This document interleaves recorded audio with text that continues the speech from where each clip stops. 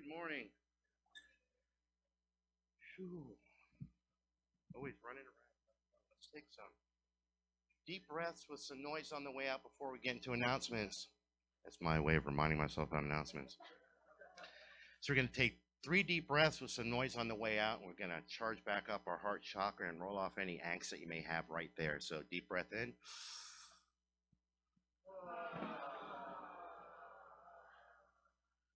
Just let it relax you. So we're going to do that 2 more times. So deep breath in.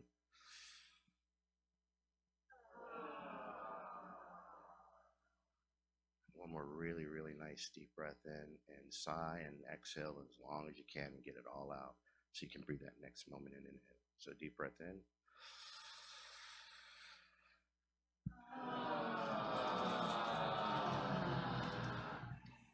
Oh, there we go.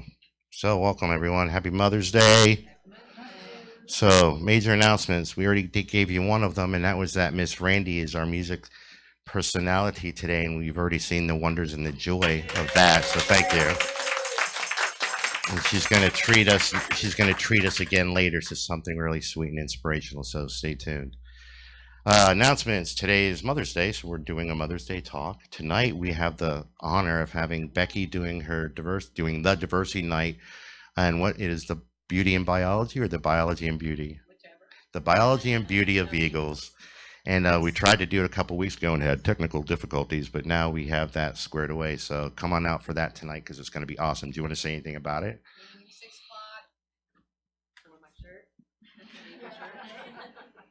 And I'm not letting Philip escape until we're sure it's going to run. So yeah, right on, right on. Philip wasn't here last time. It wasn't his fault. It was us. It was us. It was a minor. It was a minor one. But anyway, so next week, where the talk will be "Let Go of My Ego" slash one of the G's. So we're going to talk about egos and how we keep ourselves and other people in places when we don't let go of that ego self and all the different ego selves within. So we'll have fun with that. And then next Sunday night, diversity night is. Yeah, Tony and Justin Recla, superpower experts. She's former government intelligence and used to go in and teach how to read body language, all kinds of neat stuff. But she actually helps people tune into their superpowers, things that we, psychic, intuition, telepathy. Groovy. Bring somebody with you. Yeah. She's a serious weirdo. She's gonna fit right in. Yeah. Yeah. Oh yeah. Yeah. Yeah. And You'll they're love bringing her 7-year-old daughter who's on her 5th business, and all she runs Superpower Kids. Wow. She does what? She runs Superpower Kids. Oh, Yeah, she's 7. And she's writing a book right now with us. Yes. right on, right on, right on. Yeah, and Keith gave me an announcement today that my first ever book, The Wisdom Tree, will be on my doorstep in 2 weeks. So yeah, thank you. So I embark on that journey and finally get out of my way. So who knows what the future holds now? Look out! No. So I'm excited about that. That was a very happy surprise for me, and I'm not even a mother. So speaking of, so any more announcements we got? What do we have going on the 28th? The 28th, I don't know what my talk is going to be yet, so that's a surprise. Yes, I do. Diversity night, we did a little bit of an automatic writing last week. And then Becky gave me this book called The Power of the Other Hand, which I'm kind of familiar with already. So I'm going to browse through that, and we're going to have an evening of the power of our other hand. And when we do that, we get in touch with that inner self, that higher self, sometimes that inner child, get in touch with different aspects of our personalities when we do this kind of writing. So I'll read their book and see what they have to say about it as well and add to the game. And then for diversity night, we'll play with it and we'll have less talking and more hanging out and meditating a little bit, getting into that centered space, and then doing some automatic writing. It'll be fun. So that'll be what we'll do for the 28th. Okay, we promise we won't have any fun doing it. Okay? So nobody can have anything profound happen. You can't discover time travel, and you have to wait till one Becky's here for that. You're the one who gave it to me. So we'll do that. And then as far as upcoming, okay, which is June 4th, right?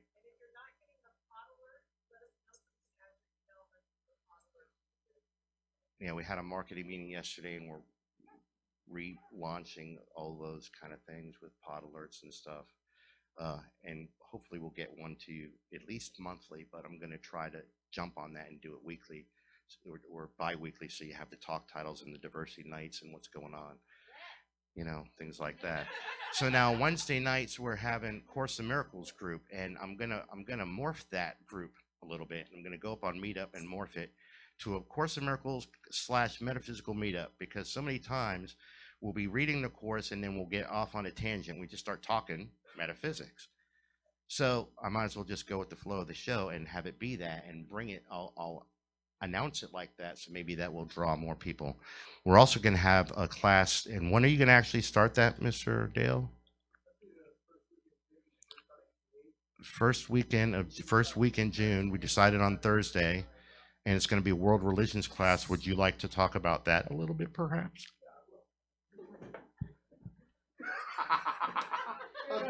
Okay, did you see that? Did y'all see that? No. Okay. Coyotes on the stage. Coyotes. Yeah. Got his thumb stuck. Okay, so here's the deal. In 2010, I was kind of looking for my next thing, and I decided to enroll in the One Spirit Interfaith Seminary out of New York City, which is to get the Reverend title. And I had already studied all the world religions, and I thought, this will be a piece of cake. I'll just go in there and do the academic stuff. Well, that part was pretty easy, but what I didn't realize is what a tremendous spiritual experience it turned out to be, because their format was to take a day of classes, which was recorded, so you could, distance learners like me could work on it at home. But then you had to spend a month doing some spiritual practices from that religion. So my plan for this class is we'll have the usual, cover the culture and the history of the religion and all the beliefs, but then I'll have a suggested assignment. I won't make you do anything because I can't. I'll just give you a list of things you can work on the next week. And then the first part of the next class will be us sharing and talking about what we've learned and experienced from that religion. And then the second half of the class, I'll set you up for the next week, for the next class. So that's the plan. I have a plan so I can change it. All right. Thank you, Dale. It's gonna be Thursday starting at the 8th. 6 weeks. Thursday night, 7 to 9. He said probably not all the way to 9, but something he's planning on 9, 7 to 9 for 6 weeks.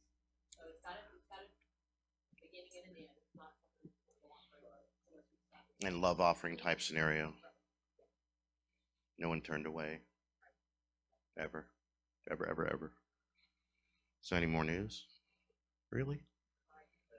Because I missed 2 weeks. I figured I had to catch up with stuff. Good. Cool. Well, welcome back to us and to the joy of this day. So, a couple of years I've done different kind of presentations for Mother's Day, and this year I wanted to do it different. And I'm thinking, how do you get metaphysical about Mother's Day? Because it's always, to me, everything is metaphysics. That's where we live. Even in the physical 3D, we're in a metaphysical world. But I just thought about motherhood, and I thought comically, and I thought deeply, and I thought spiritually, and I thought, men can handle motherhood. I really believe that. In honoring my men, brothers and sisters, and myself as a man, I know how I am when I have a backache. So it's a hats off just in that aspect of the giveaway of motherhood and truly honoring. We've done the talks about the feminine and masculine, and we are equal. We are 100% equal always. And as all the different, gender bending rules and sometimes the jokes that we have with each other, it really always has to come down to a place of completely honoring, because without the men, there would be no children either. But when it comes to motherhood, there's just a certain thing, there's a certain aspect of it that is special. And it's beyond something that as men, I think we can even comprehend. It's like, just for show of hands, who has a mother? Okay, so we've all had that, right? And now, and I'm being silly and I'm going to be playful, but we're going to get serious too, because now another show of hands of how many mothers of our mothers are with us right now still. So you still, yes. So a lot of our moms have passed on. Now, how many of us have had stepmoms? I'm one of those who've had no stepmom. and my stepmom happens to still be alive.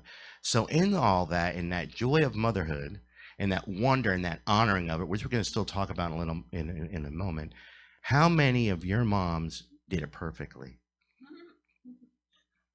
Amen. Right on. It's like I didn't get to know my real mom enough to know if she was perfect or not, but I'm kind of guessing she probably wasn't, because she happened to be in a human suit. But what happens with, I think, with motherhood when it comes to men is that we get so lost in what to do. I remember when my wife was pregnant, or my former wife was pregnant with my daughter, and I wasn't one of those like ridiculous guys that were all over the place frantically, but I did have that part of me that didn't know what to do, didn't have a clue what was going on. It's like, you just tell me and I'll do it, whatever it is. Pillow, not pillow, go. She never had any of the weird pickle and ice cream cravings, so I never got sent to the market for things like that. But it was in honoring the process and in learning the science of it and learning all the different things that I learned physiologically, what was happening in a woman's body when birth was happening. Was we already know the miracle and the wonder of childbirth, but wow, as you like look at it and study it and realize it, man, how could anybody ever even, whether atheists or not, think that there's not a grand design or creator beyond the scope of who we are that would create such a wonder across the board in all the way things are birthed, in the way human life and all life from any kind of mother. And if it's a puppy, if you've ever seen your pets give birth, you see the majesty of it in a moment, and you see those instincts that happen. Well, with the animal world, we see it, and we see like, well, they don't have emotions, but you see how they take care of their kids, be it a kitten or a cub or a puppy or whatever it is. Well, as we see mothers, human mothers, there's that same animal instinct to take care of our kids, but then there's that broadened spiritual aspect, that broadened awareness, that broadened awakening that happens in a mother that transcends things that men, again, they're just like, we look blank. And it's not because we're idiots, it's awe. It's an awe of what happens over there. It's an awe that takes us inside into a place where we know we never could match in anything in our life.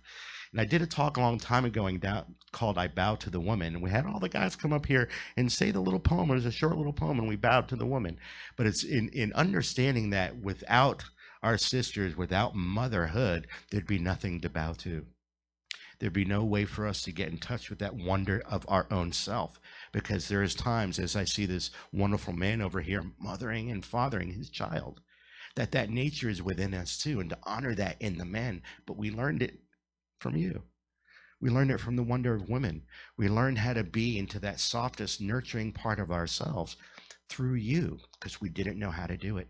We didn't know how to get in touch with it. We just didn't know how to realize that wonderful part of ourselves. And that's another gift that the mothers bring to us. There's more than motherhood than just birthing a child.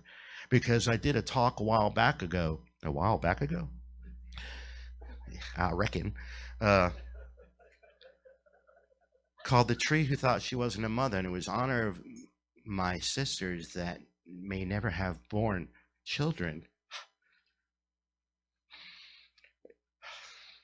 and thought they weren't moms.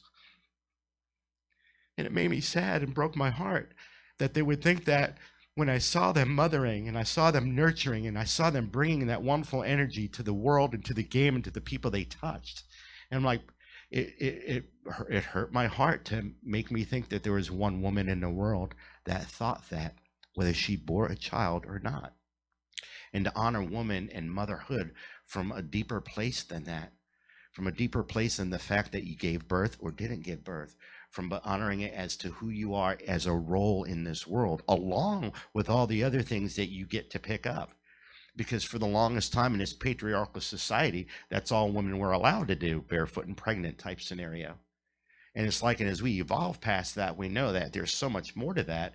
But, and I'm going to go out on a limb here and contend that in our patriarchal society, it's because men have been afraid of that energy. We just don't know what to do with it. It's so empowering that it overwhelms us. And some men have chosen to dominate because of that. And some men have chosen to go within and understand and surrender. You know, we sing a song to peace today, and I'm always saying to surrender to that peace, to surrender to that love within. Well, can we surrender to motherhood? Can we surrender to the motherhood within us? It's like, you know, I did a talk a while back called God Said No. It was based on a song, and Mike Runyon sang it for us. And it kind of gave a premise of, if I can go back in time and stop, you know, Kurt Cobain from killing himself, would you let me do that? And God said no. And it went into a couple other scenarios. Well, let me go back and stop Hitler, and God said no. Well, I use an example of, let me go back and stop my mom from dying, right? And I thought about that. And I'm like, well, in that, then I would never have my stepmother, who then bore 2 children, who are my sisters, who are now mothers, and gave 2 nieces and a niece and a nephew. Family that has enriched me through their motherhood. So sometimes we don't get to choose the mothers we have in this life, but somewhere along the line, our soul made a choice for a certain experience, and the mothers that came into our life gave us exactly what we needed and what we truly wanted on a soul level. So here's this little kid in me thinking that his mom died, right? Which she did, and that this stepmother wasn't gonna feel the same way because I'm not her real kid, right? And then fast forward to where I'm like 23 years, well, how old was I? 27 when I got sick with TTP. And I'm outside in a wheelchair just getting some fresh air. And there's all kind of flowers and stuff, so you can't really see people on the foyer if you're out in the parking lot, but from the parking lot you can see everything. It's like a bird's eye view or aquarium, you just see everything. So I see her pull up in her car to come visit me and stuff, and as she's coming out of the car, I see she's just bawling for me. That wise voice in me, that higher self says, don't miss this, Mark. That's her loving you. That's her being your mom. Don't think you didn't have a mom here, because it may not have shown up in the different ways that you may have wanted as a child growing up chronologically, because you had an idea of what motherhood looked like in your world, because of maybe what friends' moms did, and going over to Billy's house and his mom would make us sandwiches or whatever. Their lives were different. But to recognize the force of motherhood in our life. You ever had a teacher in school that was just that extra special teacher that nurtured you in a certain way and mothered you? Or was it a nurse when you skinned your knee on the playground? It comes in so many different ways and so many different forms that as I got older and older and older and started realizing that little boy that maybe have longed for motherhood, and not to get into that place of, you know, where you need emotional work, like a workshop or something because you're stuck in need. Every little boy, every little girl wants a mom. Every little boy, every little girl wants a dad. To be able to do that with each other. Margie and I have done a lot of airy-fairy workshops. Loving, cuddling, touching type workshops with each other. And in them was this energy that would get tapped into. And if you were the one being held in someone's arms, you instantaneously tapped into that child within. It was unless you were all in your head and, you know, in your way. And when you were the one holding the person, you instantaneously tapped into that motherhood or that fatherhood, that mothering, nurturing energy. Because even as fathers, I'm telling you, it's from that yin place that we nurture. You know, fatherhood shows up different in its masculine energies of fatherhood. And we'll talk about that in a couple of weeks. But in the mothering, nurturing energy of that, knowing that I've gotten that from women along the way, that spirit set up perfectly to nurture me, this particular person, and you, and you, and you, and all of us. Can we recognize the mothers in our lives? So that's a little bit what we're going to do today. I want us to go on an inward journey, because some of our moms are gone. Some of our moms are here.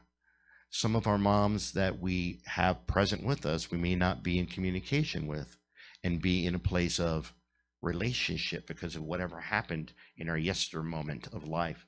And it's put wedges between us. Obviously, death will put a wedge between people, but not really when we realize that they're here.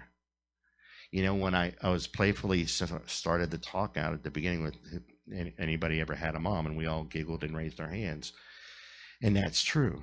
But now from the deep place of it, how was your relationship with your mom? Did you get everything you wanted? Is there somebody inside that is missing a certain aspect of it, of motherhood, of that mothering? And knowing that as we do this next exercise, I'm going to invite you to know that it will help tap into that within yourself. Because if there's anything in my way from allowing me to nurture somebody else, it may be perhaps the places inside I got hurt along the way, or the fact that I just simply miss my mom because they passed a long time ago and I forgot to keep the dialogue open. So like we were doing with automatic writings and stuff like that, we're going to start today with just a few moments of some music in the background to let you get centered and to meditate and to get in touch with your mom, whether she's alive or not, and write her a letter. Write her all the things that you want to say with the intention of never mailing this letter. You can choose that later if you want. But I want it to be as clean as it can for you. So if there's healing that needs to happen, and if one of the sentences is, Mom, you hurt me, I invite you to be real with that. It's not always about just the fluffy stuff, because underneath that, I promise you, is the love. If you never had something negative happen and you just have words of love, let them flow. Anything that you need to say to this person in your world. Now, if you have a stepmom, you can write 2 of them. If you had that person in your life that touched your heart in a certain way, a teacher, a coach, a mentor, an aunt, your mom's friend, your dad's acquaintance, any woman that has brought that energy to you, I invite you to write her some words in that letter. So your letter could have a couple people in it, but the idea is to discover. You know, our mantra here is always about celebrating our divinity while discovering our humanity. So we come here and we celebrate and we surrender to the peace that is within us all. We understand the inside job of things.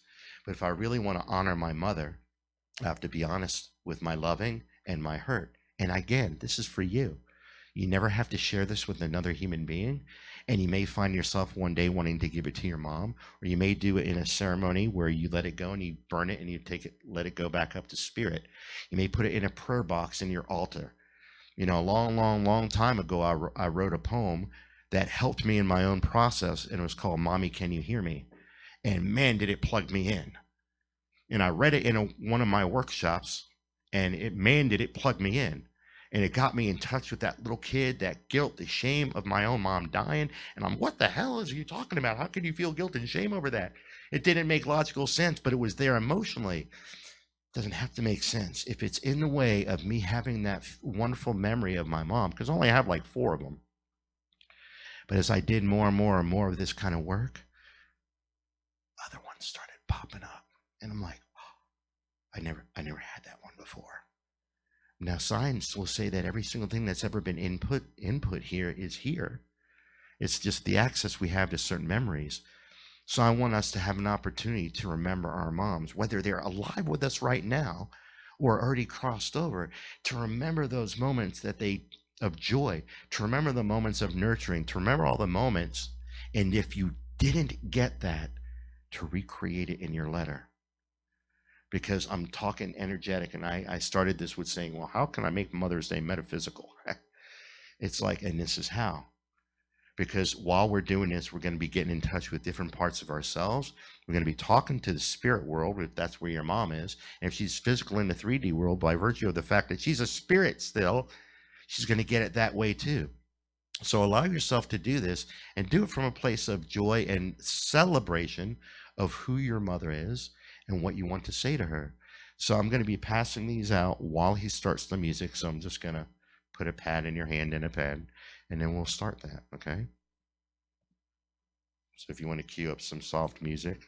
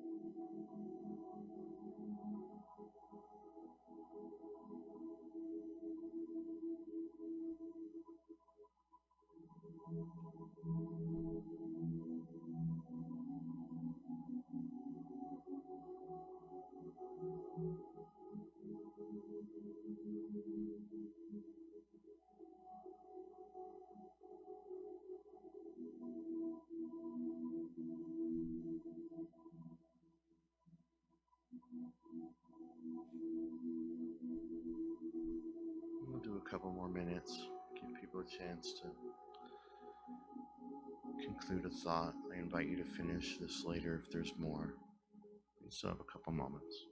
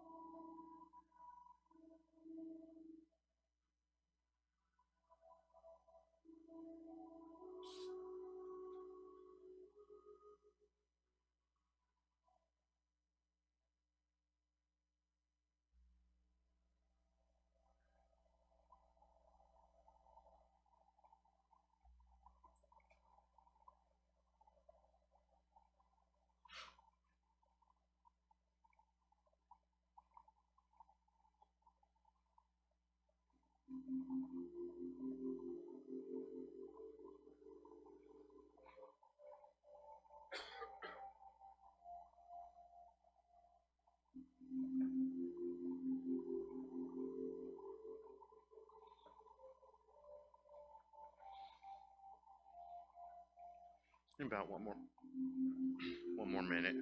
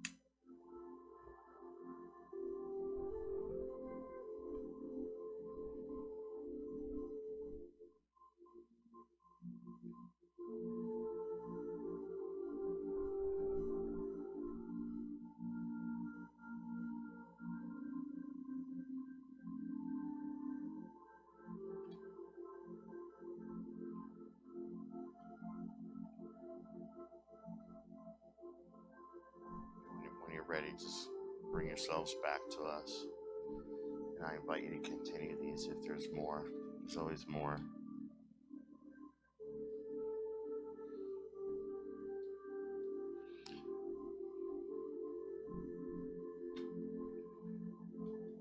We're out of tissues. I can't find any either.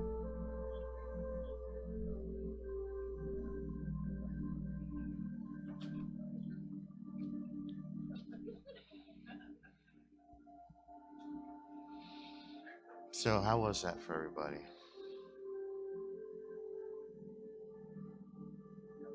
Yummy. Feel it.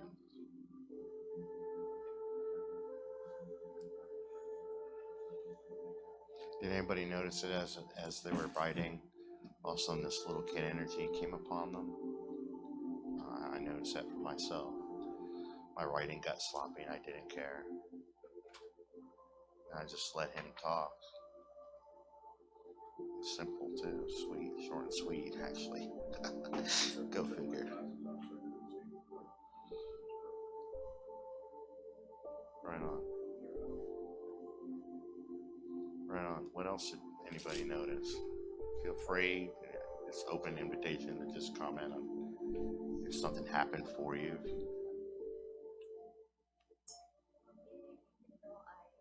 honestly practice this a lot, just to be, to clean immediately and always. Still, each time I do this, I feel better. Yeah. And I like to finish or to end the whatever I write each time by the sentence that says, "I'm sorry, please forgive me for all the data has been saved inside of me and controlled me." I have learned that from, I don't know his name, but like from someone who's always talking about spirituality and how this sentence can always like heal you Yes. and clean all the data. So I didn't expect I'm gonna do this today, but when I did it, I felt much better than Cool. before. My little kid's always worried about, like, oh, they're not going to want to do this, especially like this one may tap us into some emotions, but where we play, yes. I had a couple of realizations. One was how grateful I am that my mother and I went full circle. In other words, went from tremendous love to some difficulties back to tremendous love. And that our journey was really complete before she died, and a lot of gratitude for that. And then I also didn't recognize how much her friend mothered me during those difficult times, and how grateful I actually was for that, and what they were really two wonderful examples of unconditional love. Even when my mother and I were having difficulties because she wasn't being a good mom because she had her own problems, I always knew she loved me. I always knew she thought I was special. Right on. Gets us in touch, especially the part where that's what I was talking about a moment ago. It's about noticing the people in their lives that may not have been our moms, but mothered us. So right on. Anybody else want to share? You have to. No, I'm teasing. I think I'm really lucky to have an awesome mother-in-law. She's so just realizing how present she is and how much she cares, and just really that presence. I think that came up a lot around mothering at times when I'm present, or I feel like my mom, just being really present is a form of nurturing is what I kind of got out of that comment. I've actually got in touch with something I hadn't really thought about. My mom at this point is having some memory issues, but every other way she's very healthy. And ever since I was a kid, she always made healthy things. She was like always, learning what was healthy and doing that. And so I was thanking her for being healthy, because now we can spend time together without her being like super sick. And even her memory issues seem to be right now working in a positive way, where it's kind of making her mind simpler and not so much stress, which is like really nice. That's true. And also feeling grateful that she instilled that healthy, that healthiness and that desire to be healthy in me. Right on. It's really good. Beautiful, everybody. It's interesting that, even as we did this, we all did it from the place of a son or a daughter, and looking at this person as our mom or mother, and how they were as our mom, right? As our mother. And sometimes I think we forget that they were people. Yeah. Before they were our mom, they were just people. They had first names and everything. And they had their own lives and their own dreams, their own wants. And it's like, how many of us got to know our moms or dads even on that level of knowing who they were as a person? And if your mom is still alive now, I invite you to start learning who they are as a person beyond the scope of just my mom, and still get all the wonders that you get from them and still can get from them. I noticed simply in my thing too that there were more thank yous, even for for my real mom, for the they're both real, but bio mom, I'll call it, the person who birthed me and nurtured me for the first 4 years. I only have a few examples, right? I only have a few memories, but there's that soul place. There's that soul place on the inside that says, thank you for being that one that was going to be there for 4 years, and then send me another one that may have been different. She wasn't Italian, but she still could lead a good life. I'm teasing. But to know that I got sent another one, and with that other one, a whole nother life came, because I was born in Queens, and then we moved to Long Island. And then my mom died, and when my dad remarried, she had family in Ohio. Where's that? Do they have radios there, we asked? Do they have electricity there, we asked? I'm from the city, I do not know. There was no such thing as an L train or anything like that.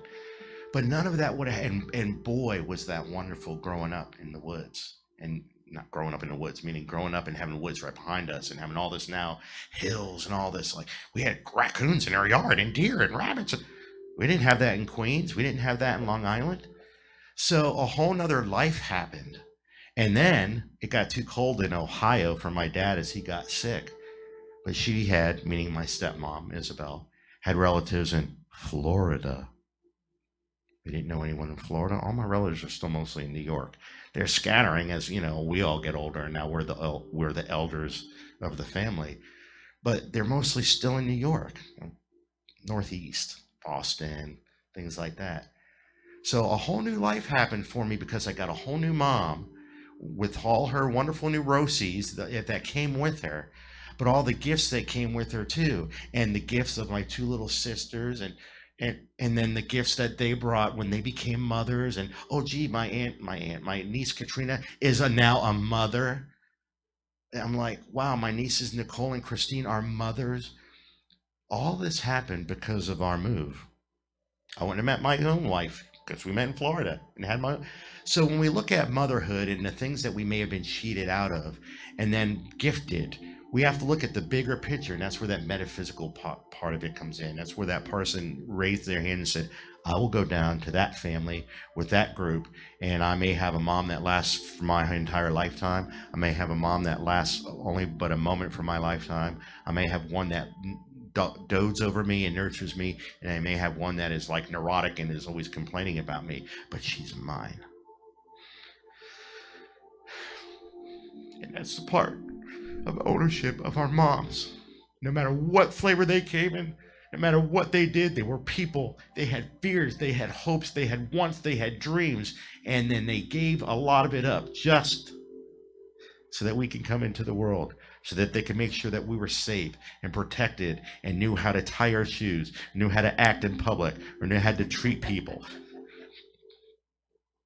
Those are the gifts that keep getting gifted to us, because whose voice do you hear when you're sitting at the table and all of a sudden that little kid comes in and is like, I'm so polite, or whatever it is, lessons that you learn. That's what our moms gave us. So whether they did it completely perfectly right or not, whether they only did it for a few minutes and then had a proxy, and whether their proxies were teachers and aunts and friends that came into our lives and mothered us, they're all mothers and they all deserve to be honored. Taking that word deservability out and just honoring and knowing that within that is the greatest gift of all, because none of us would be here without mothers. I could do every metaphysical talk in the world under the sun and it would be on deaf ears. It would be on no ears, because none of us would be here if not for the wonder of motherhood. A lot of people want to point out the sacrifice of motherhood, and I haven't used that word. It's wonder. And I honor the ouches and I honor the frustration. I honor all. It's like when I did that talk a couple years ago, I did some pictures where it just had a mother juggling everything. We've seen those kind of pictures, and it's like this is a typical day where the hair's going this way and one kid's on this hip and spit up all over the place, and that was like typical motherhood. And now that's evolving, and mothers are now in the working every day and still coming home and having to do that too. So for me, there's more honoring of mothers. It's like they're not just sitting at home barefoot and pregnant anymore. Not that they ever just did that anyway. Now they get to be all, and I still want them to be honored, even in the equality of it, to be stepped out and honored on purpose for the giveaway and the wonder that mothers do. So what I would like for us men to do now is all the men to come up here and to grab some tulips, at least one for every lady, and then we'll see how many extras we have. We can give extras, but I want the men to give them to the woman. Now, if you have your spouse here and you would like to be the one that gives that to your spouse, a homotalk would be awesome. But it doesn't matter. It's to honor that. And when you do this, I'm asking that we take a moment and breathe inside, and whether it's your mother or not, God, I'm a big mush, honor that woman in front of you and just say thank you. Thank you for your motherhood. Thank you for mothering me, because I'm one of the little boys and one of the little girls, and we're all connected. See, you're my mom too. A homotalk. Thank you. So come on, guys, let's come up and just honor our sisters and mothers. Just grab a tulip, give it to who you wish. Give it to. Here, I'll come this way. Say thank you.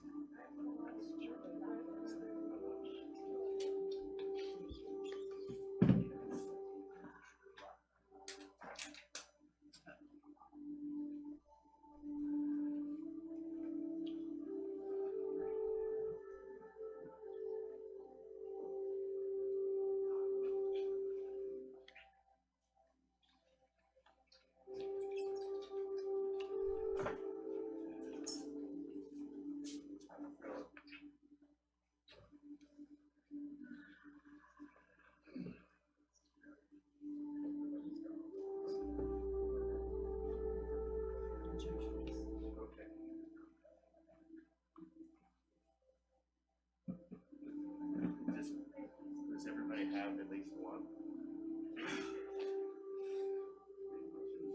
So, anybody got daughters that are home with them that are going to see today, later? Or women in your I have all these tools. Let's take them. Now give them to the women in your lives. Now, men, you're allowed to have a tulip and honor that nurturing part of yourselves if you're. Yeah. That's because I looked at Becky this time. That's like. It's all Becky's fault. Oh, yeah. No, it is.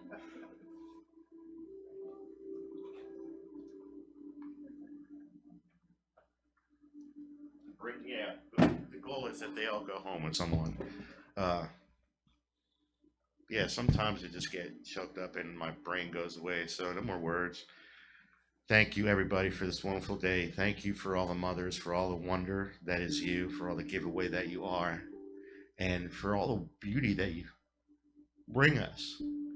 So thank you. And now we're going to get blessed with this beautiful song that's going to be just wonderful for today by our Miss Randy.